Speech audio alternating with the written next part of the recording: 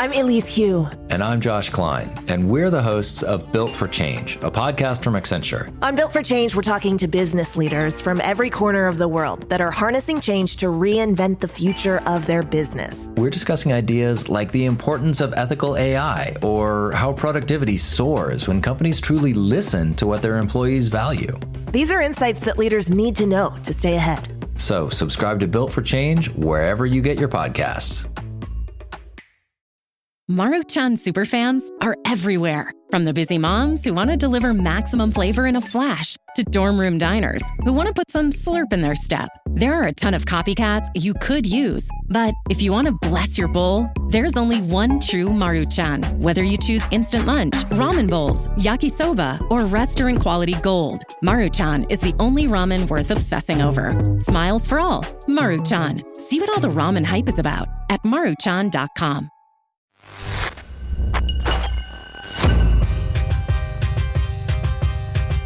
Hey, what's going on? It's the ManFUzed Podcast. Kay Lee here, my co-host Ben H. Today we are going to talk about the shocking and graphic details from, I guess you'd call him a friend, Will Smith's assistant, and his detailed recollection of Will Smith getting murdered in the ass. And this is a first-hand account from somebody credible? I'm not really sure. Is it a money grab?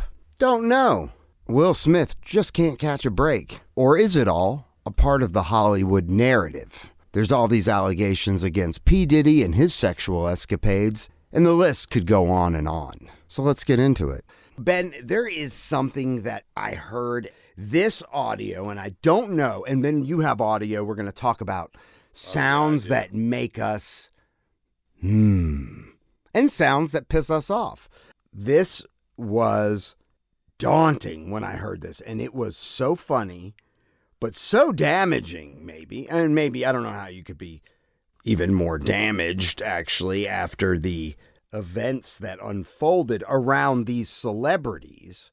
Did you see the news that came out about Will Smith? Oh, yeah. From his former friend. Yeah, it was graphic, too. We have to discuss it. It was so graphic that it had me dying laughing. I mean, this was a first-hand account. Somebody just getting railed. Right, but hold on. By another man. Oh, my God. This Will Smith thing just keeps going. It sounded like a money grab. Like, why would you come out with this now? I mean, it sounded like a deal gone bad. It's just such a graphic statement. Oh my God, it was so fucking funny. It's just such a statement that why would you even say something like that if it wasn't true? And I guess that's part of the strategy. Say something so bad that no one could possibly think that it was untrue. Well, and therefore that's a pretty good such way a detailed account. Yeah. And I mean, it's like, okay, you're not going to pay me what I'm worth, or you're not going to give me money for that? Well, it's also now bled into other celebrities as well, which we could talk to after. Let's hear. You looked at my Instagram. You see the hundreds of celebrities that I've done business with, done things with. And who is this?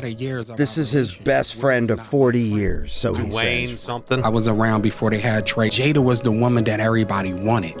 And Will needed that validation to have that type of woman. You saw her say that Will Smith had a small dick? Oh, I am saying to you, if a woman is used to something the size of a baby leg and you come in with a pinky toe, there's nothing you can do to please her. You can buy her 80 cars, you can get her 80 private jets. If she's itching for that baby leg, she want that baby leg. You can beat a person so much that they fall into submission. And who needs enemies when they got friends like you? Well, I could tell you what goes on the inside. Everybody else is just speculation. Damn. Somebody told me I made my pictures in the book. You know, your picture's in the book and your name is in the book. So you like you're doing some real elegant pimp. I'm blowing you up. I love that. I'm blowing you up. This is what Jada makes the new people do. And I ain't gonna say new. They probably been there after myself, right? They will make you check into a rehab. And they'll pay for the rehab. Even though you're not on drugs, they're gonna pay for the rehab. And you have to go if you want to work with them. And then I've saw sexual acts that I walked in on. Who'd you walk in on? Him and Duane Martin. Have you heard this, Ben? Okay. Hollywood is the hurry up and wait game. So 3 minutes later, after them telling me, hey, you got eyes on Will, we need him to come watch this. So I'm running all over the studio. He's not in his dressing room. I go to the cafeteria. I'm like, but I see his car there. I'm like, where's this guy at? So now I'm holding Duane down too. So I have the keys to his dressing room. So I'm like, yo, and they're calling I'm on walkie-talkie and they're calling my cell phone. Yo, we need to get Will here. And I'm like, yo, kind of fuck down. Like, I'm trying to find this. Like, this is unlike him, right? So, all right, I open the door to Duane's dressing room, and that's when I see Duane and having anal sex with Will. Let me process that for a second. There was a couch, and Will was bent over on the couch, and Duane was standing up, killing him. Like murder. Murder in there. Murder. God. Okay. Even when I was with the deer in the headlights, and I finally said, oh shit. Holy shit.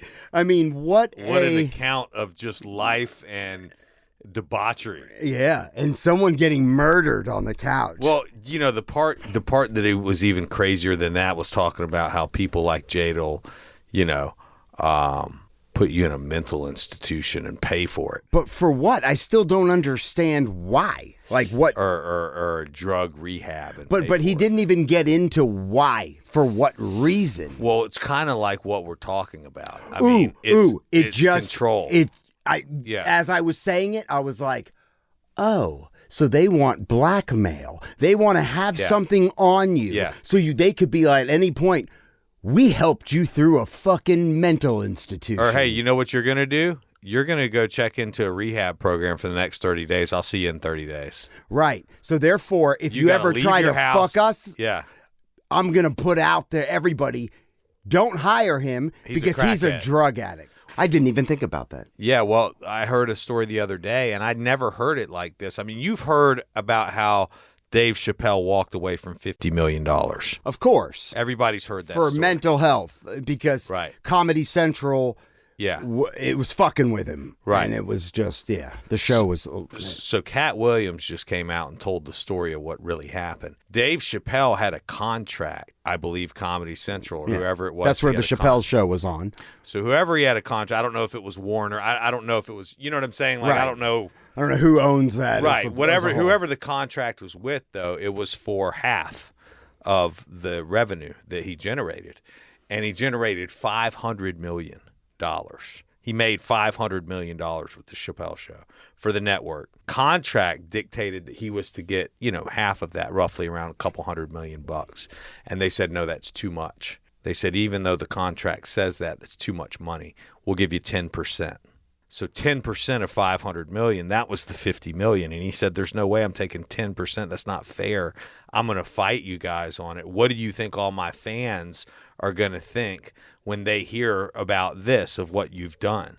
And he said, by the time you get back to Ohio, your fans are going to think that you're a crackhead and that you were under mental duress and that you had to be put into a mental institution. So Cat Williams was in support of Dave Chappelle. He wasn't like bashing like Dave Chappelle. No, he was saying that that's what happened. Well, he made $500 million. He was due a couple $100 million. Right. They said, no, that's too much money. We're going to give you 50. And then that's why he walked on it. But to this day, he's never spoken about it. It probably because he can't. And what do you think? You think it was because he was under mental duress that he had to quit. But why couldn't he? Obviously didn't take their deal, so why would he be under a non-disclosure? I don't know what the contract said, but it probably has a lot to do with what the contract said. His easiest route would have been to take the 50, right? He decided that he was going to fight him, and I mean, dude, apparently, like Kanye's come out and said these contracts are vicious. What happened to Dave Chappelle? Like, a lot of people have come out and said, look what happened to Dave Chappelle, the way that these contracts were written. What do you mean that's too much? If I did a deal with you and I said, all right, you refer me real estate business, I'm going to pay you 25%. And you referred me a $150 million deal, right? And I made $3.5 million. And 25% of that was like $900,000. And you're like, and I was like, it's just too much, bro. I'm gonna give you 100 G's. Here's 100 G's. Thanks for the referral.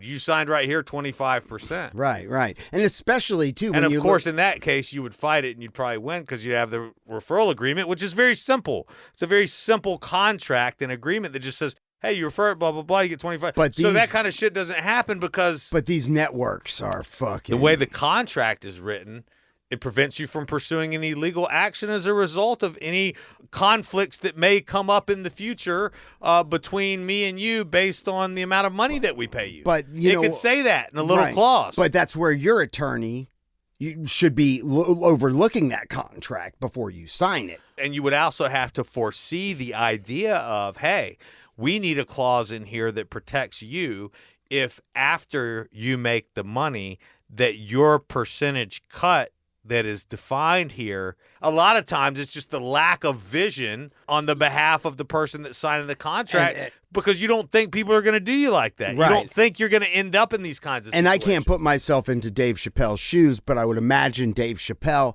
getting his own show. You know, you're excited. Yeah. It's like these music artists and these labels. And it was an amazing show. Oh, my God. One of my favorite shows ever. It was like an In Living Color. It was one of those shows, this sketch comedy, and it was controversial. And then you see the numbers coming in and you're like, I am next level. And so then you're putting more energy to your work. Oh, my God. Because you see all the numbers coming in and then you get told, no. And you are the creative vision. Those aren't your numbers. And you're not only the creative vision, but you're the one working your ass off to make that happen. It's not 50-50, it's 90-10. And all they're doing is letting you be on their network, right, essentially. And, well, I mean, there is production. Well, and so that's where he got into is he was like, that's basically a form of slavery is what he came to. He's like, that is just a different form of the same thing. Well, there's a lot of that. If you look at any employee-employer relationship, absolutely, where the employee is dependent, and all employees are dependent on their money. That's right. But dependent to an extent that they will take abuse. Yeah. And more work for the same amount of pay. Absolutely. And threats, security of your financial being held over your head. Well, is a form of slavery. Working a 9-to-5 for money is slavery. Yeah, dude, absolutely. And not only that. I mean, we're all slaves. The biggest form of slavery, which overarches everything, is debt. Oh, yeah. Oh, no, we are totally. all a slave to debt. Whether you're an entrepreneur or you have a 9-to-5 job, these are just different ways of you dealing with whatever debt you have decided to bring into your life. And we are in no way comparing our debt or slavery to debt to the hardships and slavery of African American. Like, that's not. No, absolutely not. Or any slavery. I mean, there's still slaves today. Yeah, it's not human talked trafficking. about. It's not discussed, but sure. I mean, all slavery. But this is a form of slavery. It is a form of authoritarianism or whatever that we opt into, which is very interesting. See, I never understood this until I myself got into debt. Yeah, I've been in debt. I've filed bankruptcy before. I've bit off way more than I can chew. But it was a learning experience. I filed, was it fucking chapter 13? I don't even know, which was a bad moment in my life. I never wanted to not pay my debts. I always pushed it off for so long because I am the one that signed for that debt. Yeah. I am obligated to it. And I never wanted to take that route until things that I was working towards were not paying off. And then I started a family and then they started garnishing my wages. I'm like, you can't fucking do that. So that's another example of something that is special about America. Bankruptcy laws. You know, in China, they'll just throw you in jail for the rest of your life. Debt is something that will bury you and destroy your life if you let it get out of control. So we have the bankruptcy laws, which allow you to say, look, I'm sorry, I can't fucking do it. And then you legally can get a judgment that says, yeah, you're fucking done with this guy. That's a pretty incredible stroke in the favor of the sovereign individual to say, hey, no, corporation.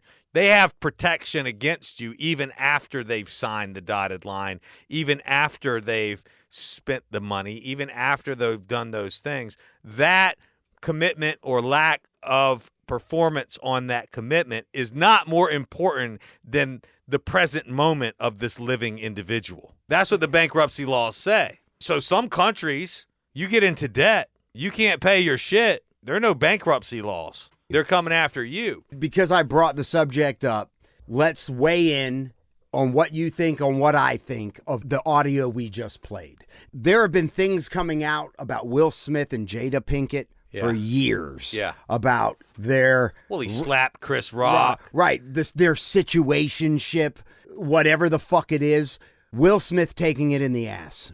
True? False? Probably true, dude. I mean, probably You don't true. think that this sounds like a disgruntled employee, like being like, fine, I'm going to fucking... Pretty disgruntled.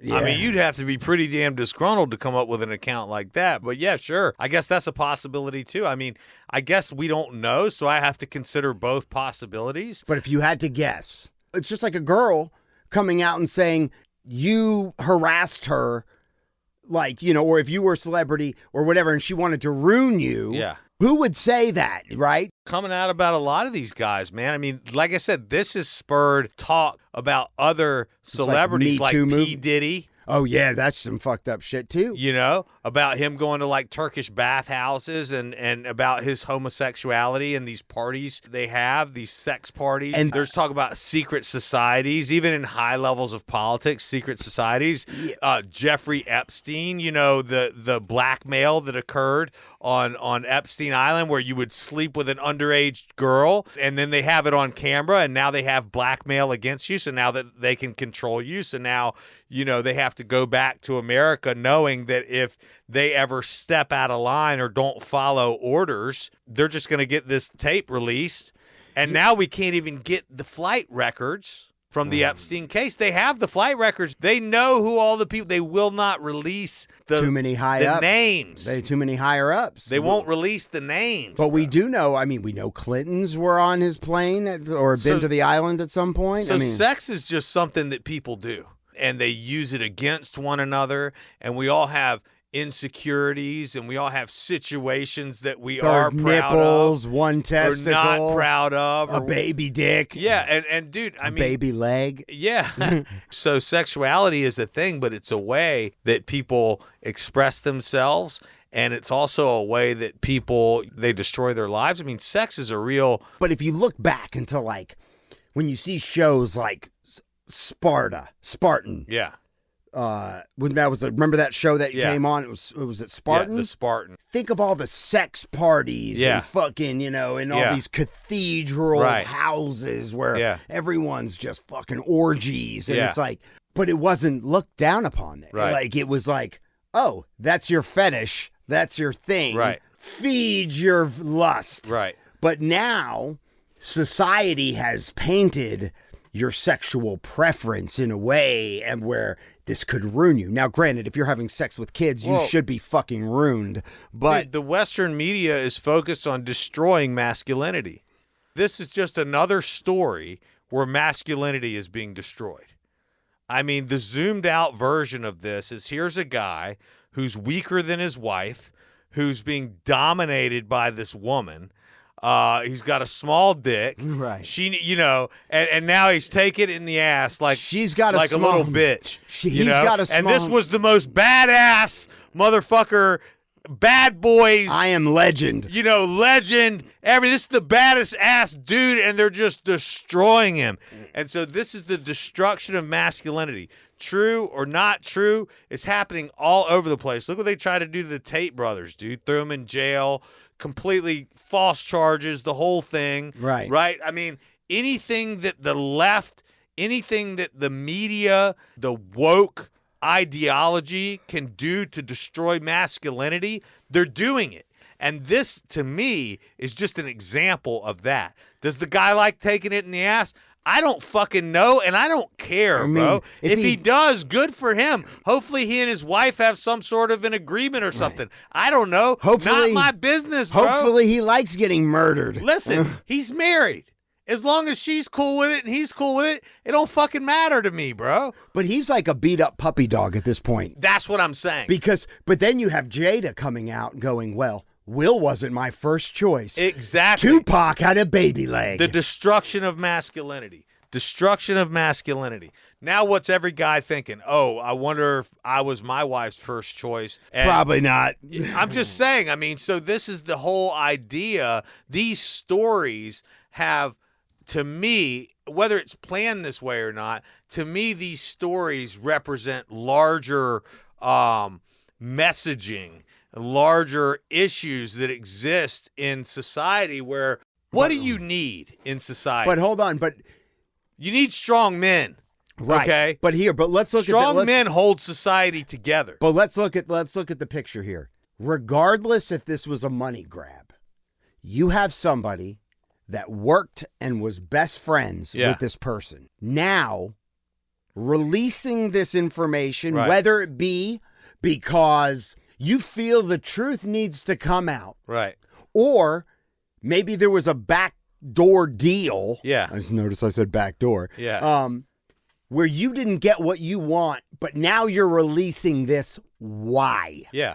Why? Obviously, it's to hurt Will Smith. Obviously, there is something that happened between that friendship, whether it be maybe it was a deal gone bad, maybe somebody didn't get what they feel they deserved. Maybe it's made up, maybe it's true. Right.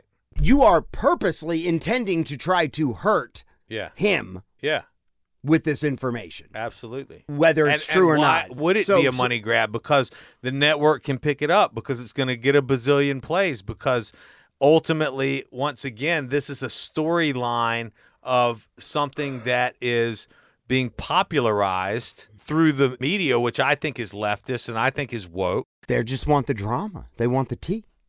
Exactly. And that version, it's ridiculous shit. And the ridiculous things, sex sells. Hey, thanks for listening to the ManFUzed Podcast. Join the show. By all means, share the show. ManFUzed.com or 770-744-5227. Foo Media. If you are a business owner, you understand the headache marketing can be, right? Our team at Pioneer Podcasting makes it so easy. Podcasts increase visibility in a way that won't hurt your bottom line. Drive results for your business. Visit advertiseonpodcast.com and fill out the contact form to get started advertising on shows like ManFUzed. Let us help you get rid of that irritating marketing headache. Find out more at advertiseonpodcast.com.